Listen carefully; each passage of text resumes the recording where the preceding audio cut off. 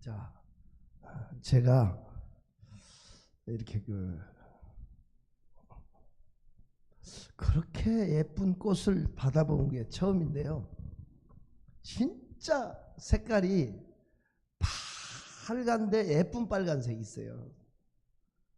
그러면서도 그 청아한 그 아름다움이 있는 꽃인데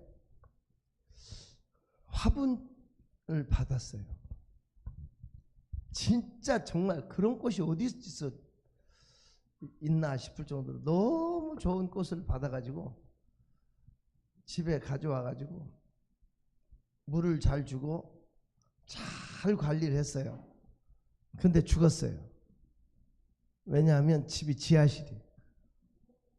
지하실에 햇빛이 하나도 안 들어요. 깊은 지하실이었어요. 그러니까 그걸 죽은 꽃을 버려야 되잖아요. 그걸 버리러 나오는데 짜증나는 거예요.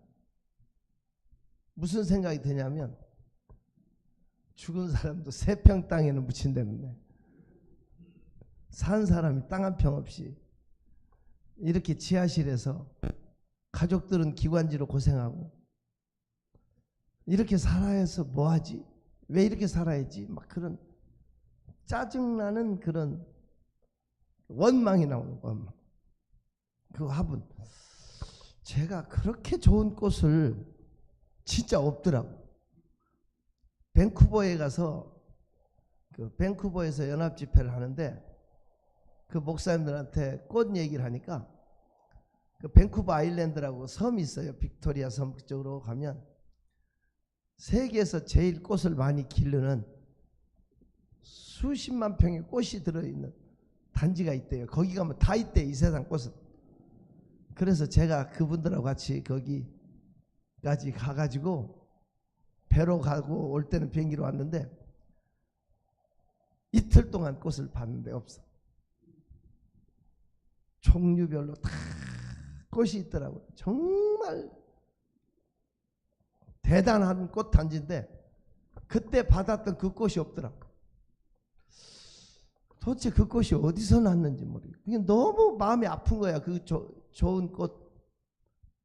그렇게 청아하고 아름다우면서도 어떻게 표현할 수 없는 짜증이 나는 막 그런 거 있잖아요.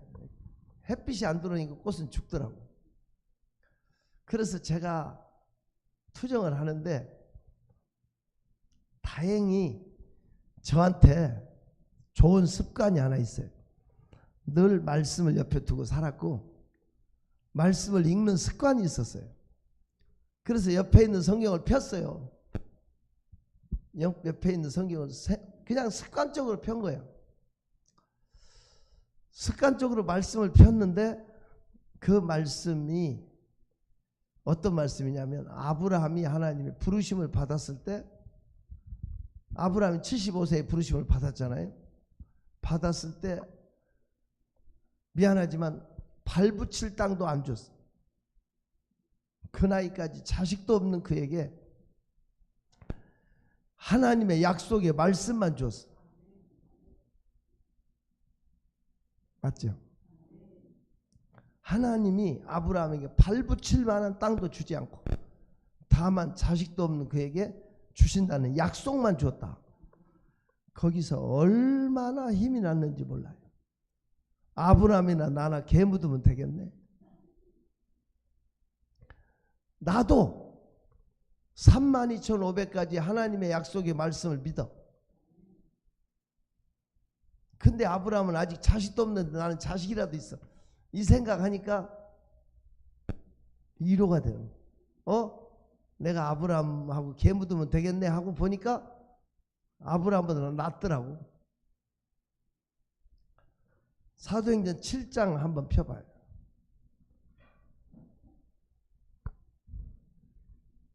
사도행전 7장 5절부터 봐봐요. 시작.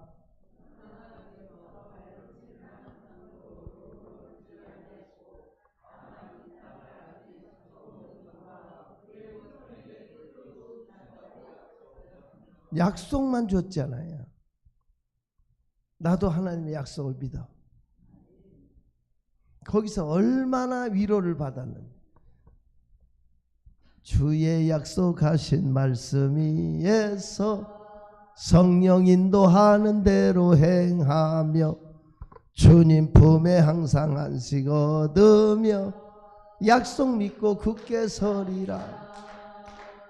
굳게 서리. 영원하신 말씀 위에 굳게 서리.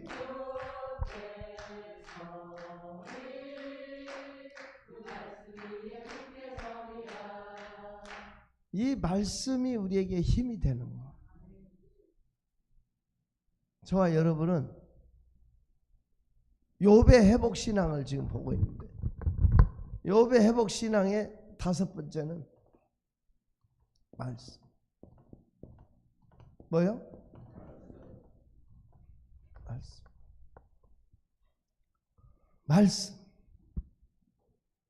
욥은 그 어려움을 당했지만 새끼 일정한 밥 먹는 것보다 하나님 말씀을 더 귀히 여겼어요. 밥보다 뭘 더 귀히 여겼다. 욥기 23장 12절 봐요.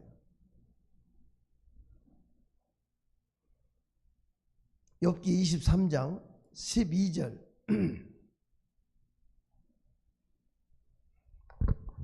찾았으면 아멘. 시작.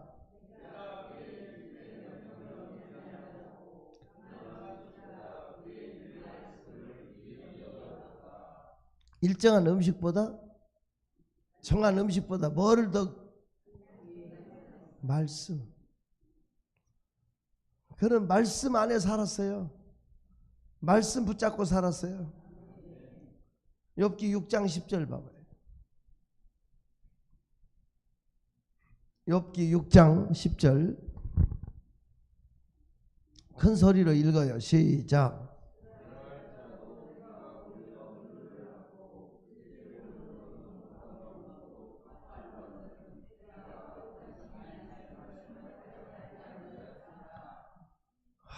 참 귀한 분이죠. 무정한 고통, 그칠 줄 모르는 고통 속에서도 말씀을 붙잡고 살았어요. 저는 여러분이 역경 시련의 모든 아픔을 이기고 일어서려면 말씀을 붙잡아야 돼. 말씀. 주의 약속하신 말씀 위에서 성령 인도하는 대로 행하며 주님 품에 항상 안식 얻으며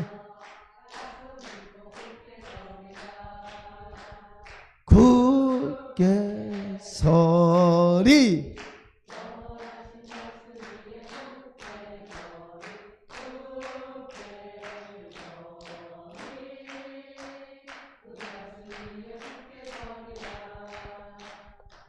어젯밤 꿈을 꿨는데 뭐 꿈속에서 어쩌고 자꾸 꿈 얘기만 좋아하는 사람 손 들지 마.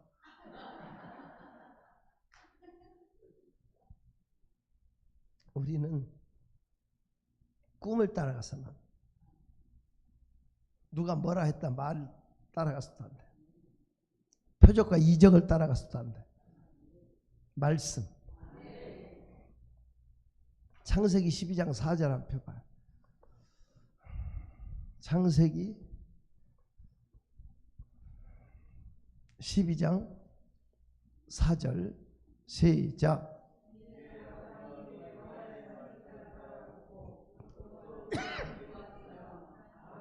자, 아브라함이 뭐를 따라갔다고 돼 있어요?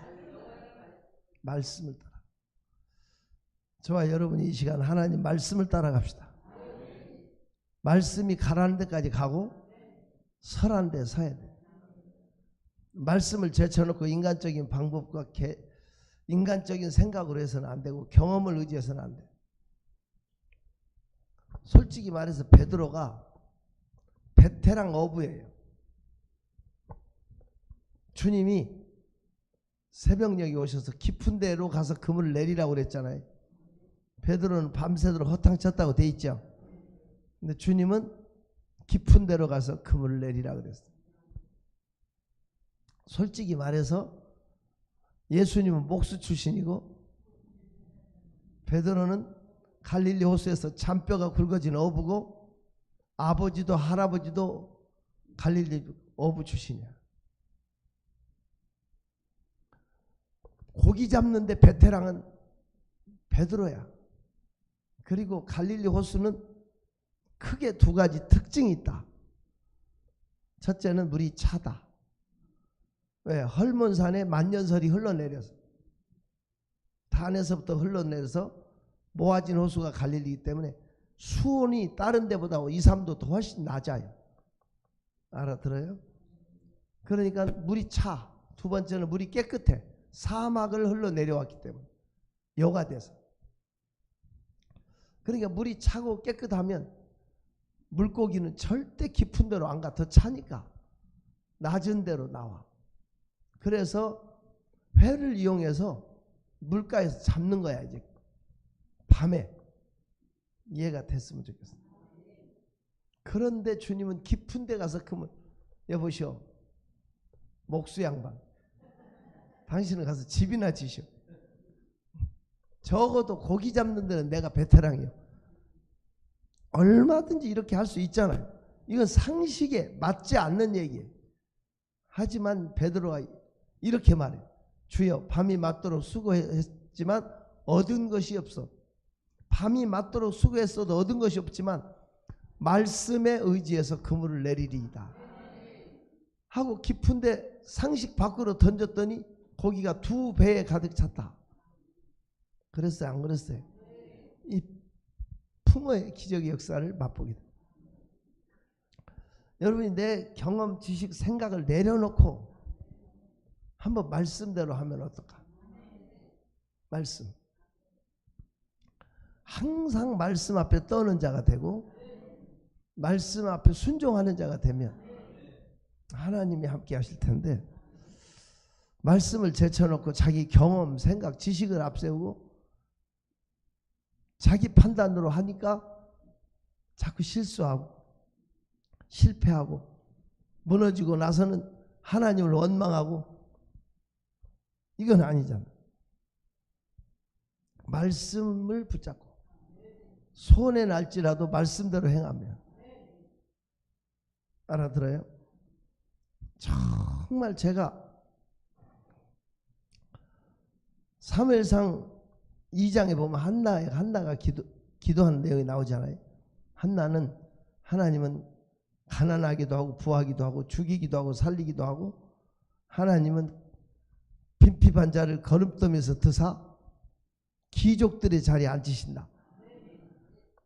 이게 저한테 어느 날 믿어지더라고. 사무엘상 2장 한번 펴봐요.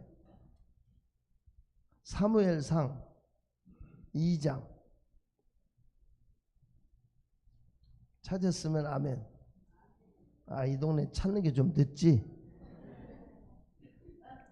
자, 6절 사무엘상 2장 6절부터 시작.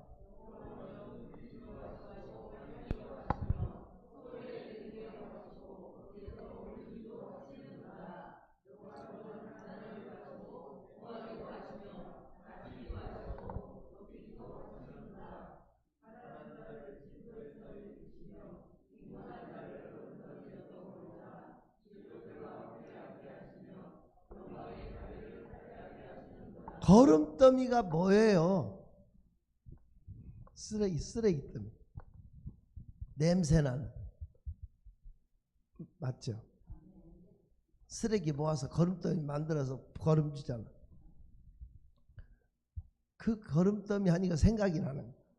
저희 아버지가 반지를 잃어버렸어요. 3돈짜리. 약주를 좋아하시니까 그 당시 약주를 들고 오셔서 반지를 잃어버린 거야. 우리 집에 개가 있어서 이름이 복구야. 복구라는 개가 있었어. 우리 아버님이 반지를 잃어버리니까 할머니, 아버지, 어머니 막 집안을 막 들쳐 엎을 정도로 막 엎어놓고 막 찾더라고 그 당시. 근데 우리 복구가 나가더라고. 거름더미로 가. 거름더미 가서 팍 발로 뭘로 뒤집더니 반지를 물어갖고 오더라고. 영리하잖아 걔가. 근데 우리 아버지는 그걸 잡아잡수더라고. 내가 어린 나이에 충격을 먹었어. 우리 아버지는 개고기를 좋아하셔. 이제 연세 드셔서는 개를 워낙 개가 가이드하고 그러니까 개를 안 먹더라고 개고기. 근데 그 젊었을 시절에 그 어른은 그랬어. 그 개 반지를 물어갖고 거름더미에서 그 발로 재채가고 뭐 입으로 물고 오는 그 개를 잡아. 김재웅 목사는 어려서 기억을 못할 거야. 아, 충격이었어. 충격. 그 시절 생각을 했어. 거름더미, 그런 상상이 거름더미 하면 있거든요. 그 냄새가 나고 악취 나고 썩해야 그게 거름더미가 걸음을 주잖아. 그 속에서 하나님은 들어 올리사 기족들의 자리에 앉으신다. 하나님은 살아계신 분이에요. 역사하시는 분. 그 하나님이 내 하나님이었으면 좋겠어요. 제가 뉴욕에서 집회를 하고 버지니아 비치라고 하는 데서 제가 있었는데 거기서 버지니아 비치까지 한 번에 갈 수 있어요. 근데 저는 롤폭이라고 하는 데를 가고 싶은 거야. 거기 롤폭에는 흑인 교회가 있는데 5천 명 정도 모이는데 전체가 다 몸 찬양을 해. 알아들어요? 흑인 영가가 복음성가의 시작이었잖아요. 그렇다 그래요. 흑인들의 그 감미로운 노래, 그 음률이 대단히 뛰어나잖아요. 그런데 어찌됐든 그 사람들이 5천 명이 동시에 몸 찬양을 하면서 예배를 드리는 것은 한국 목사님들이 가서 뿅 가. 근데 제가 있던 데도 그 롤폭 얘기가 자꾸 들려져서 가는 길이니까 내가 뉴욕에서 그 집회를 하고 그 목사님한테 나 롤폭으로 들려서 가고 싶은데 내가 여행을 좋아하는 사람이니까 나는 버스로 가겠다. 버스로 가는데 나 버스표를 끊어주라 그러니까 미국 가면 옛날 우리 한국에 들어와 있던 그레이하운드라고 있잖아요. 그게 미국은 지금도 있어요. 그 그레이하운드 고속버스를 타고 가는데 나는 이제 다시는 미국서 안 타. 미국이란 나라가 워낙 크니까요. 우리나라는 가다가 보면 불빛도 보이고 뭐 아기자기하고 경치도 괜찮잖아. 몇 시간을 가도 불빛 하나 없고 아주 삭막하고 워낙 큰 나라. 흑인들이 이건 장난이 아니야. 너무 살벌해. 피 터지게 싸워 막 안에서. 그러면 그 고속버스 기사가 권총을 꺼내가지고 밖으로 땅땅 하고 총을 쏴요. 그러면 조금은 조용해. 그 나라는 고속버스 기사가 치안권을 가지고 있어. 총을 내가 볼 때는요. 제가 87개국을 다 집회를 했지만 대한민국이 참 괜찮은 나라예요. 그래도 좀 안전하고 나는 대한민국이 잘 살. 대한민국처럼 거지 없는 나라도 없어. 솔직히 미국 같은데 얼마나 유럽에 그 가도 뭐예요 그 쓰리꾼들 뭐 이런 것들 지금도 뭐 아주 거시기 하잖아요. 그 우리나라는 그래도 내가 볼 때는 치안이 잘 돼 있고 그래도 안전한 것 같아. 근데 내가 이 비행기 뉴욕 그 기차역이 또 뉴욕 버스터미널하고 붙어 있어요. 근데 제가 뉴욕 하면 이 생각나는 게 있어요. 제가 대학 다닐 때 이렇게 책을 하나 읽었는데 약속의 균례라는 책을 읽었어요. 근데 그 배경이 뉴욕역으로 나와. 그 책 내용이 이거예요. 2차 세계대전이 발발하기 전에 이렇게 이분이 도서관에서 책을 하나 빌려다 읽어요. 철학책을. 두껍고 심오한 책인데 그 철학 서적을 갖다 읽는데 놀랍게도 쭉 읽어 내려갔는데 맞아, 이거 정말 맞다, 내 마음에 공감이 된다 하면 밑줄이, 연필로 밑줄을 그어놓은 거야. 또 읽다가 아 이것도 맞아, 그러면 또 밑줄. 그러니까 전에 이 책을 빌려다 읽은 사람은 자기하고 공감대가 있는, 생각이 같은 사람이, 이런 느낌이, 읽을수록 그 책을 누가 읽었는지 궁금한 거야. 그래서 이제 도서관에 가서 누가 이 책을 먼저 빌려다 봤는지 그 명단을 보니까 딱 한 사람이야. 여자야, 여학생. 그래서 그 여학생에게 편지를 보내, 주소를 가지고. 내가 여차 저차 저차여차 해서 도서관에서 이 책을 빌려다 읽었는데 당신이 먼저 읽으셨는데 나하고 어떻게 이렇게 뜻이 같냐. 내가 공감하는 부분에는 당신도 밑줄을 그어놨더라. 그래서 거기서 답장이 와, 맞다고. 그래서 그 책에 대한 얘기를 서로 주고받다가 연인이 됐어요. 그래가지고 편지를 주고받던 그들이 2차 세계대전의 조종사로 이 사람은 출전하게 돼요. 전투에 나가는데 굉장히 위험한 일을 많이 겪어. 비행기가 늪으로 추락해가지고 자기 동료들은 다 죽어. 근데 이 사람은요, 사력을 다해서 기어이 빠져나와. 왜? 편지 답장하려고. 무슨 소린지 알죠? 그 편지에 대해서 답장을 하기 위해서 기어이 나와서 답장을 하고 편지를 받고, 늘 그 편지 힘으로 수수많은 죽음의 고비를 넘겨서 살아 돌아왔어. 그래서 뉴욕역 앞에 시계탑에서 만나게. 자기는 군복을 입고 가기로 하고 그 자매는 노란 꽃다발을 안고, 노란 꽃을 안고 기다리기로. 계급장 훈장 달고 그냥 씩씩하게, 알아들어요? 시계탑 앞으로 갔는데 가보니까 파파 할머니가 노란 꽃다발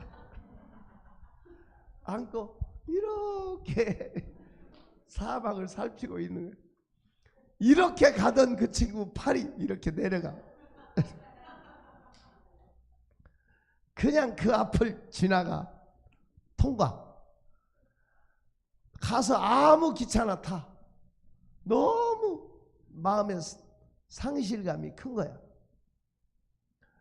기차가 이제 어디 가는지도 모르고 그냥 내려가서 타고 앉아 있는데 뿌 하고 이제 기차가 출발하려고 하는데 갑자기 무슨 생각이 드냐면, 그래도 그 할머니 덕에 살았잖아. 그 할머니 몸으로 그렇게 답장을 했다. 너무 고맙잖아. 그래서 그냥 뛰어내려, 기차에서 뛰어내려서 그 시계탑 밑으로 가니까 할머니가 짐을 챙겨서 그냥 가려고 이렇게 하는 중에 그 꽃다발을 낚고 챈 거야. 채고 할머니 고맙다고, 감사하다고, 어떻게 그 연세에 편지를 그렇게 보내셨냐고. 그러니까 할머니가 이상한 눈으로 이렇게 초점 없이 보다가, 아, 꽃다발, 이거 어떤 젊은 처자가 나한테 맡겼는데 저 옆에 대성다방에서 기다리고 있대. 알아들어요? 그래서 그 뛰어서 2층을 올라가니까 대성다방 앞에 정말 아리따운 여인이 꽃다발을 새로 들고, 더 큰 걸 들고 기다리고 있어. 그래 이제 그 감동 깊게 제가 그 책을 읽어가지고 뉴욕역에 가서 시계탑을 보니까 시계탑이 4개나 됐다. 어느 시계탑인지 모르겠더라고. 근데 어찌됐든 그 뉴욕에서 이제 그 그레이하운드를 타는데 그 목사님이 돈을 다 달래, 캐시를 다 달래는 거야.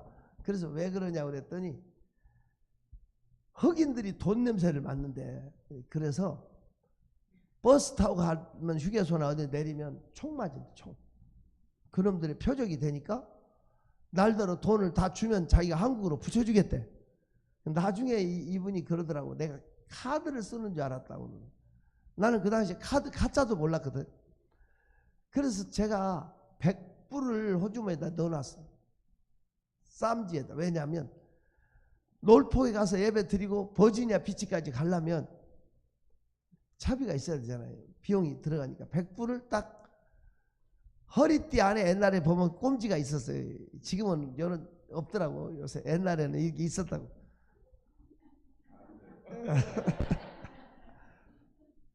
그런데 제가 그 돈을 100불을 넣고 다 줬거든. 그 한국으로 붙이다니 그걸 붙이라 하겠어? 목사님 교회 쓰라고 그냥 주고 롤폭에 내렸어요. 예배를 드리는데 그 흑인 교회 정말 멋있더라고. 그 하모니, 그 아름다운 그 거룩함 이런 게 느껴지면서 은혜 많이 받았어요. 그런데 그날 수요일 예배인데 그렇게 은혜를 받았는데 헌금을 하는 시간이 된 거야. 헌금 바구니가 이렇게 이렇게 오는데 무슨 생각이 딱 드냐면 나는 100불밖에 없잖아. 이걸 내버리면 갈 수가 없잖아. 안 돼. 이건 낼 수가 없어. 이제 굳게 이런 생각을 하고 있는데 양심의 소리가 또 야 임마 김 목사 너는 남들한테도 헌금하라는 니는 안 해? 이 참 힘든 게 양심의 소리를 이게 외면을 못하는 거예요. 야 김 목사 네 목사 맞아? 그런 게 저한테 그때는 앞뒤 안 가리고 생각이 없어. 그래서 100불을 끄집어내서 펴갖고 거기 헌금 바구니는 이런 식으로 돼 있는 게 아니라 쟁반이야. 실버 쟁반인데 쟁반 자체로 그냥 돼 있어서 옆에 사람 누가 얼마나 넣는지 다 보여. 다 보이고 동전 넣으면 째그닥 소리 다 나. 이해가 되나? 이렇게 쌓여서 오는데 내가 빡 보니까 대개 1불짜리 가끔 5불짜리 한두 개 보일 정도지 그냥 다 1불짜리가 대부분이야. 근데 제가 100불을 딱 넣으니까 소리 나더라고. 옆에 흑인 여자가. 그 당시에는요, 지금은 어떤지 모르지만 슈퍼마켓에서 100불 넣으면 이리 보고 저리 보고 잘 안 봐도 줘. 우리나라는 돈 10만 원 쓰는 거 우습게 쓰지만 미국에서는 큰 돈이라고 그렇다 그래요. 근데 100불을 내니까 헛소리나. 놀란 거지. 한국에서 부자가 온 줄 알았대. 동양. 그러면 100불 넣고 90불 돌려받을 수도 없잖아. 딱 놓으니까 느낌이 헌금 바구니가 더 빨리 가버리는 느낌 있잖아. 딱 가버리는데 이제 정신이 돌아온 거야. 너 어떡하려고? 너 어떡하려고? 너 아는 사람도 없잖아. 아는 사람은 없지. 그 당시에 전화기도 없는 시절이지. 한번 생각해봐요. 내가 생각을 해서 일단은 여기서 철회하기도 하자. 근데 사람들이 자꾸 나가면서 날 쳐다보는 것 같아. 왜 안 가냐는 식으로. 그래서 밖에 나갔다 다 간 다음에 들어와야지 하고 밖으로 나가서 주차장에 차들이 질서 있게 빠져나가는 걸 쭉 이렇게 수천 대가 빠져나가는 걸 보다가 늦게 이제 들어왔어요. 한 바퀴 돌고 들어왔더니 문이 잠겼어. 두들기고 패도 안 열려. 불 다 꺼지고 퇴근해버렸어. 갑자기 배가 더 고파지고 갑자기 이상해지는 거 있잖아요. 가방 들고 이거 어떻게? 그래서 다 불 꺼져버리고 황량한 다 퇴근해버리고 없는데 거기서 한 200m 가면 큰 길 나오는데 교회 간판에 사인볼이 들어왔어요. 그 앞에 이렇게 서성대고 그렇다고 그 안쪽에 보면 거대한 흑인 타운이 있어요. 근데 제가 뉴욕에 집회할 때 무슨 일이 있었냐면 공부하고 대학 마치고 한국으로 들어가려고 대학생이 대학 마치고 박스 사러 가서 짐 싸려고 박스 사러 갔다 총에 맞아 죽었어. 그러니까 막 흑인들에 대한 공포가 막 그 백인 그 미국 사회에 그런 게 있더라고. 그런데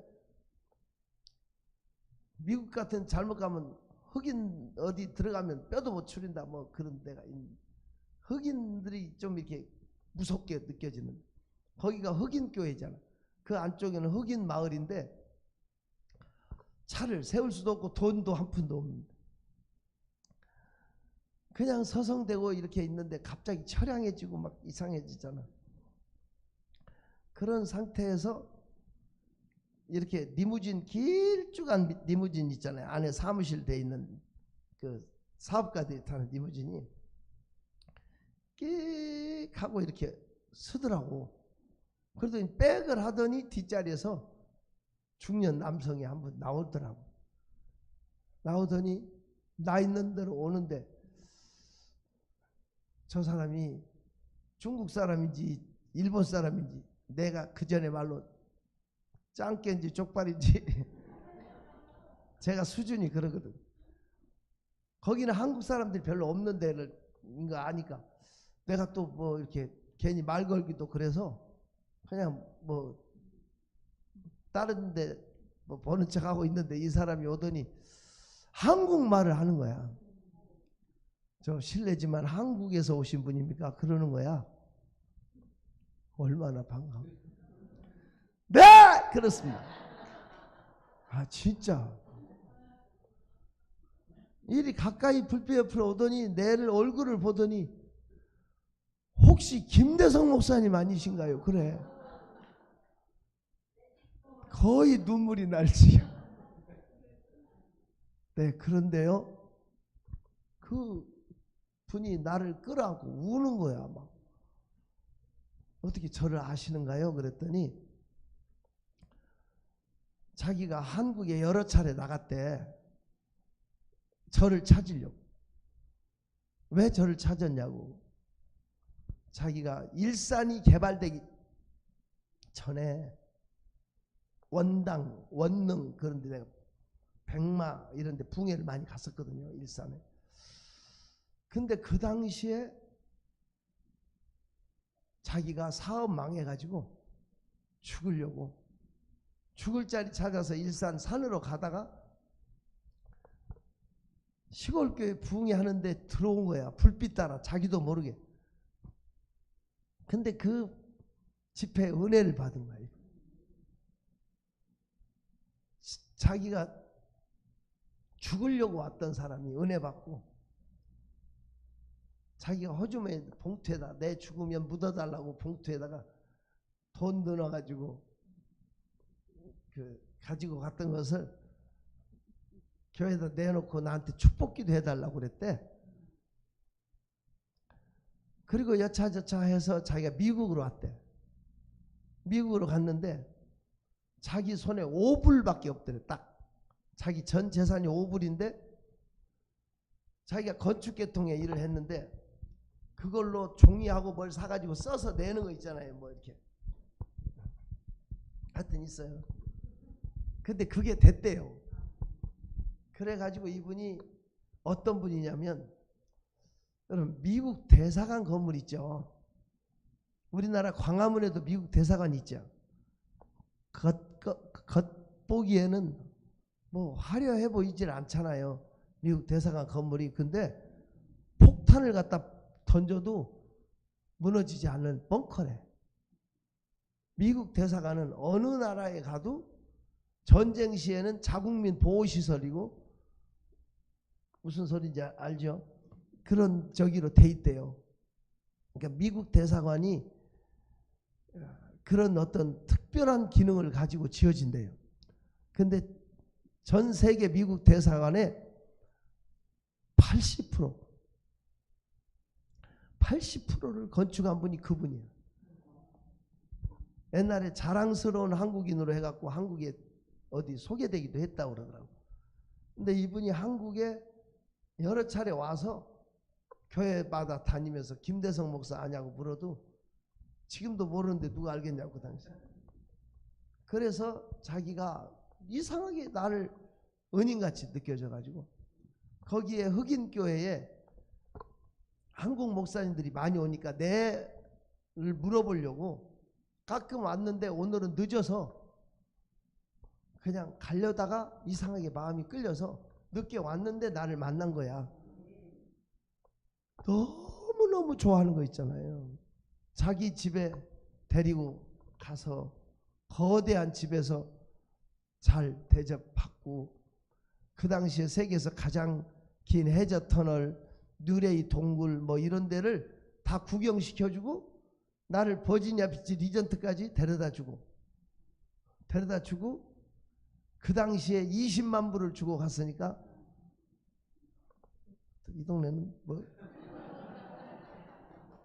100불 헌금 안 했으면 그분 평생 못 만났어. 그런데 제가 폴란드 바르샤바 한인교회 대우가 거기에 진출했을 때 2,000명까지 모여서 유럽에서는 한인교회 제일 컸거든요. 그 당시에 바르샤바 한인교회 갔을 때 대사관지로 그분이 오셨더라고. 그래가지고 집회 참석했어.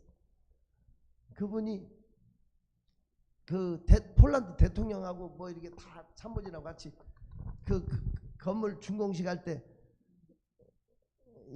TV에 저도 나왔다는데, 왜냐면 나도 그 자리에 끼었거든.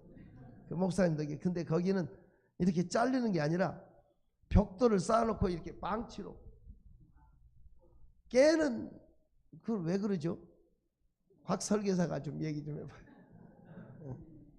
그렇게 하더라고. 그것도 나 시켰고, 그 사람 덕택에 제가 영국의 윈저궁에 가서 여왕 예배를 침례할 수 있도록, 그 한국인 목사로서는 처음이고, 미국의 백악관의 영빈관에서 제가 잠을 잘 수 있었고 할 수 있었던 것은 단 하나야. 그분 때문에. 그분이 다. 그래서 내가 그때 사진 다 있어. 째려보지 마. 그 군인 사회를 하는 것처럼 사회도 받고 그 뭡니까 명예 박사기도 받고 다 그분이 맥을 이어주니까 연결 되더라고. 근데 왜 그런 그 영국에 갔을 때 제가 그런 이 느낌을 받았냐면, 그 당시에 걸음더미에 있는 인생을 트사 귀족들의 자리에 앉히신다. 영국에 가면 지하철을 타잖아요. 지하철을 타면 우리는 아무 칸에나 다 타잖아. 영국은 맨 앞에 가는 귀족 칸이야. 자기 있는 사람들 뭐 그런 사람들만 타. 우리 같으면 데모하고 당장 그 사람들이 민주주의 종주국이라고 자청하면서도 그런 어떤 것을 인정하더라고. 그걸 자연스럽게 받아주고. 근데 나는 그 칸을 타고 인조궁으로 가는데 그 칸을 태워주더라고. 그래서 알았지. 근데 그때 느낌이, 야, 나 같은 걸음더미에 있는 인생을 트사 귀족들의 자리에 앉히신다. 사무엘상 2장의 말씀이 그냥 그 당시 믿어졌던 것이 그대로 되더라고. 알아들었으면 좋겠어요. 우리 삶의 해답은 하나님 말씀이어야 되고, 말씀이 믿어질 때 역사가 일어나. 항상 우리는 하나님 말씀 붙잡고 살아요. 갈 길을 밝히고 있으니 주 앞에 빨리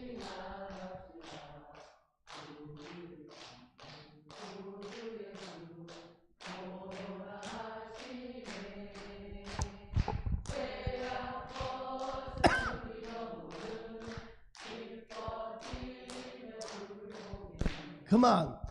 근데 그 백악관 영빈관 이런 데서 어마무시하긴 한데 주의점을 주더라고. 이쪽 창에는 기대지 마세요. 왜요? 여기 기대면 5분 안에 헬기가, 구조 헬기가 뜹니다. 뭐 그런 안전 장치들이 돼 있더라고 나름. 근데 그 속에서 이렇게 뭐가 있더라고. 분명히 잔디밭인데 주차장이 덮이고 이런 시설이 돼 있더라고. 그래서 참 은혜죠. 여러분, 하나님 말씀은 살아계셔요. 하나님 말씀은 살아서 생명력이 있어 좌우의 날이서는 어떤 검보다 예리하여 혼과 육과 관절과 골수를 찔러 쪼갠다. 말씀을 믿으면 그대로 되는 거예요. 항상 문제가 터지고 사건이 터지면 말씀은 생각 안 나고 돈으로 틀어 막으려고 그러고 사람 찾아가서 아수설하려고 그러고 자꾸 생각이 말씀 말고 인간적인 방법으로 하려니까 일은 커지고 해결도 안 되고 수치당하요. 우리는 하나님 말씀이 딱딱 떠오르고 시마다 때마다 말씀에 이끌림을 받으면 그것이 얼마나 축복일까. 나는 여러분이 말씀을 붙잡았으면 좋겠어요. 말씀이 해답입니다. 꼭 새기시기를 축원합니다. 말씀. 주 오늘 여기 계시오니 다 와서 주의 말씀. 주 오늘 여기 다 와서 주의 말씀 듣게 참치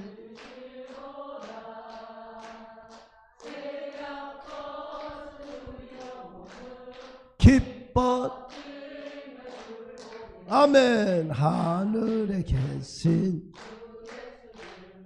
영원히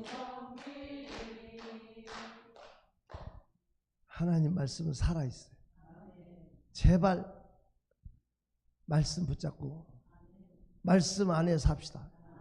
일정한 음식보다 하나님 말씀을 귀히 여겨서 그렇게 살아야 회복되지. 제가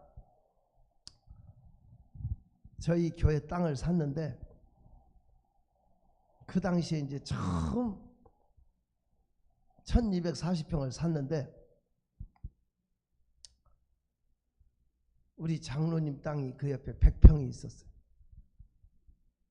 그 장로님이 좋은 분이에요. 열심히 했어요. 날더러 자기 집을 지어야 되겠는데 그 당시에는 지금은 이제 도시 지구가 돼가지고 많이 질 수 있는데 그때는 저희 교회 땅이 자연 녹지라 20평밖에 못 지었어요. 몇 평? 그럼 100평을 가진 사람은 20평 건물밖에 못 지었어 당시. 날더러 그래. 자기는 집을 한 60평 이상 크게 지어갖고 교회 성도들 오면 재워주고 쉬어가고 밥도 해서 먹이고 섬기고 싶대. 근데 20평밖에 못 지니까 교회 땅을 이 앞에 어차피 주차장으로 쓰고 있는데 사용 승낙을 해주면 교회 땅에다 짓는 게 아니라 자기 땅에다 짓지만 짓고 돌려주겠다고 사용 승낙을 해달래요. 참 좋은 의견이잖아요. 교회 땅은 안 들어가고 자기 땅에다 짓는데 교회를 위해서 짓겠다는 그러라고. 그래서 제가 허락을 했어요. 그래서 우리 부목사님 시켜가지고 인감 서류 다 떼어줬어요. 원하는 대로. 이분이 그 돈 가지고 그 돈 가지고 건축을 한 게 아니고 은행에서 돈을 뺐어요. 많이도 뺐어요. 어떻게. 그 당시 30년 전에 30년도 더 됐네. 은행에서 11억 사채 6억 그래서 17억을 뺐는데 그때 17억이면 지금 돈으로 170억은 될 거예요. 야, 앞으로 빼서 뒤로 막고 알아들어요? 사채를 막으려고 사채가 눈덩이보다 더 커져. 제가 은행 돈을 한번 막아보려고 가족들 다 연명으로 해서 보증 세워서 천하의 김대성이가 이까지 돈에 무너지냐? 무너지더라고요. 1년도 안 돼서 온 가족을 신용 불량자를 만들어버렸어요. 성도들이 돈에 안 걸린 집이 없더라고. 사채 교회 이름으로 서류 가지고 다 해가지고 세상에 딸이 가출을 해요. 딸이 부부가 이혼을 해요. 맨날 또 피터지게 싸워요. 돈 때문에. 다 돈 때문에. 이러다가는 가정들까지 다 망하게 할 것 같아요. 그래서 제가 생각을 했어요. 성도들의 부채라도 집이라도 살려주고 내가 죽자. 그래서 모든 가정들의 부채를 제 개인 빚으로 만드는 작업을 하는데 쉽지 않았어요. 집을 각서라는 걸 써가지고 공증을 해가지고 그 사람 부채는 내 것으로 이렇게 하는 작업을 법적으로 해가지고 2달 안에 다 갚아준다니까 그렇게 만들어 주더라고. 그리고 2달 되기 전에 내가 죽어버리면 되잖아. 그러면 성도들이라도 물질의 압박에서 벗어날 수 있다. 교회를 세우기 위해서 내가 죽는 것은 이건 순교다. 순교 맞아 틀려? 비웃는 것 같아. 아니 성도들을 어려우면서 해방시키고 교회를 살리기 위해서 목사가 죽는데 왜 순교 아니냐고. 장로님 순교 맞아 틀려? 아니라고? 아니라고 생각해? 못됐다. 내 편이 없네. 그래서 제가 이거 먹으면 죽는다 저거 먹으면 죽는다 극약을 4가지를 그게 구하는 게 쉽지 않아요. 그걸 구해가지고 무갑산이라고 경기도 광주 가면 612m 산이 있어요. 제법 높은 산인데 제가 무갑산으로 올라가는데 신나는 거예요. 신나. 몇 년 동안 물질의 고통 거기서 해방된다는 게 너무 좋은 거야. 그래서 그냥 신나게 죽으려고 무갑산으로 올라가는데 중학교 2학년 때 목사님 설교가 그대로 화면에 떠. 우리 어렸을 때 중학교 2학년 때 우리 목사님이 뭐라고 설교했냐면 자살하면 지옥 간다. 또 예수 믿는 사람이 자살하면 지옥의 아래목에 간다. 왜? 내 몸이 내게 아니고 하나님 건데 자기 몸을 죽이는 건 살인죄고 하나님의 주권에 대한 대적하는 거고 뭐고 몇 가지를 얘기해가면서 예수 믿는 사람 자살하면 지옥의 아래목 간다. 근데 나는 이게 자살 아니고 순교인데 그 설교를 왜 하나님이 들려주냐고. 그래서 내가 하나님이 나를 자살로 착각해가지고 지옥으로 던져버리면 나만 지옥 불에서 영원히 탈 거 아니냐고. 그러니까 응답받고 죽어야 되겠더라고. 그래서 다시 교회로 왔어요. 교회도 건물 다 뺏기고 상가로 나가야지. 상가 다 뺏기고 그 사람 때문에 4천만 원 보증금에 월세 200만 원 주는 상가 개척교회로 다시 나간 거예요. 그것도 빚내가지고 그 상가 건물로 가가지고 새벽 3시 40분까지 기도를 하는데 하나님 나 바빠요. 빨리 죽어야 돼. 시간 없어요. 빨리 응답해 주세요. 이거 순교 맞죠? 이거 자살 아니고 순교죠. 빨리 응답해 주세요. 보채면서 기도를 하는데 이것은 자살이다. 이것은 순교다. 이렇게 들려지면 얼마나 좋아. 그렇게 음성이 안 들리고 말씀이 오더라고. 말씀. 나는 성경을 잘한다고 자부했는데 솔직히 그런 말씀이 성경에 있는지도 몰랐어. 늘 읽어도 그게 안 들어온 거야. 너는 피투성이가 돼서 발짓하더라도 살아있어라. 다시 말한다. 너는 피투성이라도 살아있어라. 이 말씀이 아니었으면 제가 오늘 이 자리에 없어요. 에스겔 16장 6절. 에스겔 16장 6절. 찾으셨으면 아멘해요. 에스겔 16장 6절 시작.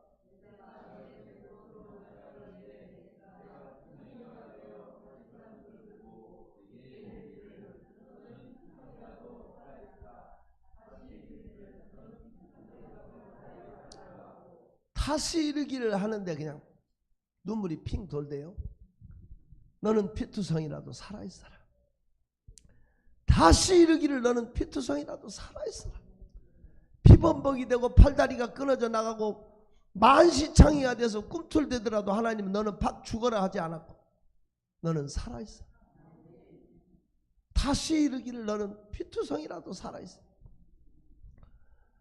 이 말씀이 아니었으면 저는 이 자리에 없다고. 지금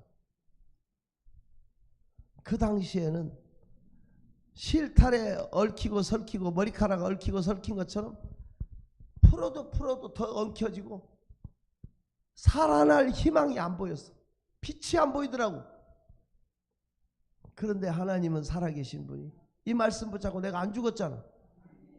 그런데 썩은 삼실 끊듯이 다 끊어내시고 지금은 2배나 더 넓은 땅을 사게 하시고 그 자리에서 다시 건축을 4번 하게 하셨으니까 하나님은 살아계시고 일하고 계시고 하나님은 일하고 계시고 제발 낙심하지 마.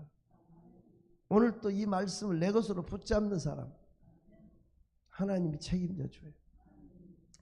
하나님은 살아계신 분입니다. 말씀이 해답이라는 거예요. 말씀. 욥은 말씀 붙잡았기 때문에 회복됐다.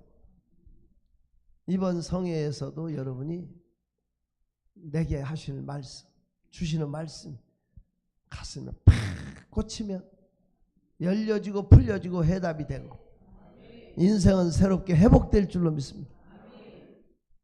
회복 안 되고 무너져 버리는 사람 99%야. 회복된 사람 1%밖에 안 되더라. 나는 여러분 1%의 주인공이 됐으면 좋겠어. 회복 신앙 갖기를 축원합니다.